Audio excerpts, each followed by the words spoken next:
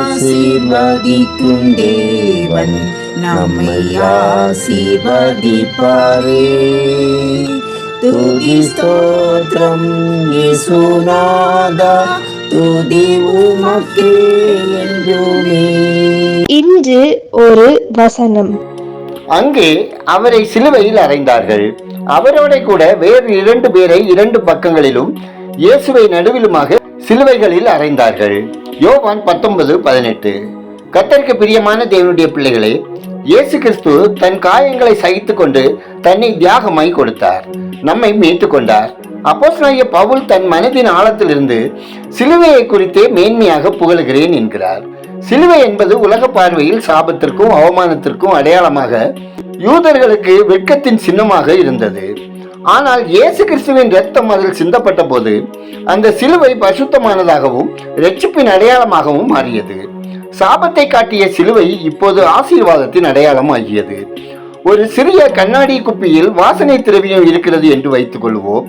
அந்த குப்பியை வெறுமனே வெளியே வைத்தால் வாசனை வெளியே வராது. ஆனால் அதை உடைத்தால் அந்த வாசனை முழுமையாக வெளிப்படும். அப்படியே இயேசு கிறிஸ்து சிலுவையில் உடைக்கப்பட்ட போது சிந்திய இரத்தம், அவருடைய பரிசுத்த வாசனை உலகம் முழுவதும் பரவியது. இயேசு சிலுவையில் சாகும்போது நமக்காக சாபத்தையும் பாவத்தையும் மரணத்தையும் தன்மேல் ஏற்றுக்கொண்டார். மரத்திலே தூக்கப்பட்டவன் எவனும் சபிக்கப்பட்டவன் என்று வேதம் சொல்லுகிறது.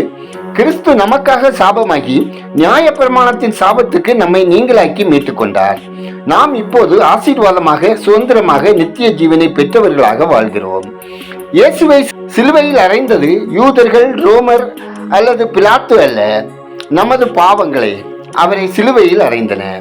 நாம் மீண்டும் பாவத்தினால் அவரை 2வது முறையும் சிலுவையில் அறையாமல் அவரை சந்தோஷிப்பிக்கும் வாழ்க்கையை வாழ்வோம். சிலுவையை நோக்கி பார்த்தாலே நாம் ஆசீர்வாதம் பெறுவோம். ஜெபம் செய்வோம். அன்பின் பரலோக பிதாவே, ஆசீர்வாதமான இந்த நாளில் சிலுவையின் மேன்மையை உணர்ந்து வாழும் மனதை எங்களுக்கு தந்தருளுங்க. சிலுவையின் வழியாக எங்கள் வாழ்க்கையை பரிசுத்தப்படுத்தி அது தரும் கிருபையால் நன்மையால் உயர்த்தி சிலுவையின் வல்லமையால் எங்களை ஆசீர்வதித்து வழிநடத்தியல்ல வேண்டுதல் செய்கிறோம். ஆண்டவரே, எங்கள் பாவத்தின் கொடூரம் இத்தனை கொடியதா என்ற உணர்வுடனே சிலுவையை நோக்கி பார்க்கிறோம். தயவாய் எங்களை ரட்சியும். அப்பா, நாங்கள் பாவத்துக்கு செத்து நீதிக்கு பிழைக்கும்படிக்கு இயேசு கிறிஸ்துவின் மூலமாய் கிருபை பெற்ற வாசலை திறந்தீர். அதற்காக உமக்கு நன்றி சொல்லுகிறோம். ஆண்டவரே, புனித வெள்ளியை அனுசரிக்கும் ஒவ்வொருவரும் தங்களுக்காக பாவமாக்கப்பட்ட தேவகுமாரனாகிய இயேசுவுக்கு தங்களை ஜீவ பலியாக ஒப்பு கொடுக்க உணர்வுள்ள இருதயத்தை ஒவ்வொருவருக்கும் தந்தரல வேண்டும் என ஜெபிக்கிறோம். ஆண்டவரே, கைவிடப்பட்ட நிலையில் கதறுகிற உங்க அன்பு பிள்ளைகள் வாழ்விலும் உங்க ஆறுதலும் ஆசீர்வாதமும் தந்தரல வேண்டும் என ஜெபிக்கிறோம். அப்பா, சொந்த குமாரன் என்று பாராமல் எங்கள் மீட்புக்காக அவரையே தத்தம் செய்த தேவரீர் பாவியாகிய எங்களுக்கும் மோட்ச ராஜ்யத்தை சுதந்திரிக்கும் சிலாக்கியம், ரட்சிப்பு, மீட்பு தந்திருப்பதற்காய் நன்றி செலுத்துகிறோம். ஆண்டவரே, உலகம் எங்கும் உள்ள அனைத்து மக்களும் இயேசு கிறிஸ்துவின் மூலமாய் கிடைக்கிற பாவ மன்னிப்பு, ரட்சிப்பு, மீட்பு மற்றும் உங்கள் கிருபையை பெற்று அனுபவிக்கத்தக்கதாக தயவு செய்தல்ல ஜெபிக்கிறோம். ஆண்டவரே, இந்த நாளிலும் சிலுவை தியானத்தில் கலந்து கொள்ளுகிறவர்கள் அனைவரின் வாழ்விலும் தேவரீர் கிரியை நடப்பிக்க வேண்டுமாயும் அவர்கள் ரட்சிப்பின் நிச்சயத்தோடு வாழ தேவரீர் இரக்கம் செய்திட வேண்டும் எனவும் ஜெபிக்கிறோம்.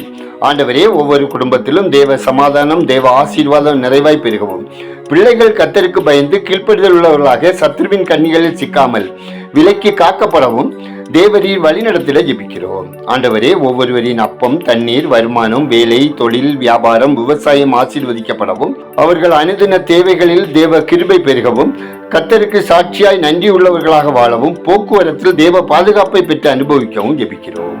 ஆண்டவரே, மதுப்பிரியர்கள், போதைக்கு அடிமையானவர்கள், ஆன்லைன் சூதாட்டங்களில் சிக்கி தவிக்கிறவர்கள், பாலியல் வன்கொடுமையாளர்கள் மனம் திரும்பவும் ரட்சிக்கப்படவும் ஜெபிக்கிறோம். அப்பா, இந்த நாளிலும் பிறந்த நாளை, திருமண நாளை காணும் ஒவ்வொருவரையும் தேவரீர் ஆசீர்வதித்திட வேண்டும் என ஜெபிக்கிறோம். கர்த்தாவே, நெடுங்காலமாய் வியாதி படுக்கையில் இருக்கும் ஒவ்வொருவருக்கும் ஆரோக்கியம், சுகம் தந்தல் வேண்டும் என ஜெபிக்கிறோம். அப்பா, உஷ்ணத்தின் தாக்கத்திலிருந்து மக்கள் விலக்கி காக்கப்படவும், குடிநீர் பற்றாக்குறை ஏற்படாமல் வானத்து மதல்களை திறந்தளவும் ஜெபிக்கிறோம். உலகம் எங்கும் உள்ள உங்க அன்பு பிள்ளைகள் அனைவரும் சமாதானமாய் அமைதலாய் வாழவும், ஆபத்து மோசங்களுக்கு விலக்கி காக்கப்படவும், நாட்டு தலைவர்களுக்குள்ளே ஐக்கியம் ஏற்படவும், பழிவாங்கும் உணர்வுகள் மாறவும், தேசங்களில் பொருளாதாரம் மேம்படவும் ஜெபிக்கிறோம். எங்கள் ஜெபத்தை கேட்பவரே, அதற்கேற்ற பல் தருகிறவரே, உமக்கு நன்றி சொல்லுகிறோம். துதிகனமைமை உமக்கே செலுத்துகிறோம்.